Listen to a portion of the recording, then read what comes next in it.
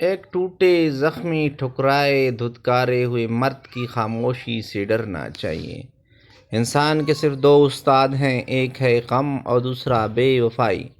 جوانی اندھی ہوتی ہے، اس لیے بے ڈھنگی اور متکبر ہوتی ہے۔ شک میں مبتلا شخص کے چہرے پر کبھی اطمینان نہیں ہوگا۔ چہرے پر حسن زندگی کی آگ میں جل کر آتا ہے۔ اگر جھکنے کی عادت نہیں تو دوست کم ہوں گے اور ہجرتیں زیادہ۔ ماضی کو عبرت کے لیے یاد کرنا چاہیے، مایوسی کے لیے نہیں۔ وقت پر صرف اللہ ہوتا ہے اور کوئی نہیں۔ خود کو مارنے کی دلیل دشمنوں کو آپ خود دیتے ہو۔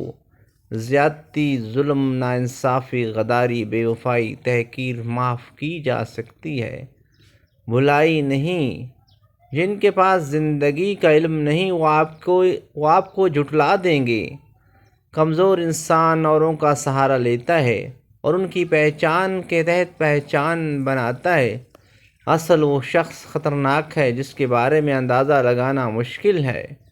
جوانی بے وقوف ہوتی ہے، اس لیے 2 منٹ میں عشق نفرت کر بیٹھتی ہے۔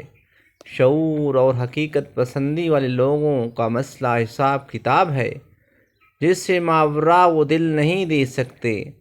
کوشش کرو جنگ نہ ہو، آخری کوشش تک مذاکرات ہوں۔ جنگ نہ ہو اور جب جنگ ہو تو لحاظ نہ ہو۔ فرق صرف معاذوں سے پڑتا ہے جو رب سے تعلق کے بغیر نہیں آتے۔ محنت سے زیادہ تعلق معنی رکھتی ہے۔ زندگی میں تاثیر صبر سے آتی ہے اور تعمیر مستقل مزاجی سے۔ کامیاب انسان کے دشمن نہیں ہوتے، وہ لوگوں کا دشمن ہوتا ہے۔ بیوی بچوں کا جسمانی روحانی تحفظ مرد کا فرض ہے۔ کبھی کبھی شرافت ترک کرنا بھی اعلیٰ اخلاق کی نشانی ہے۔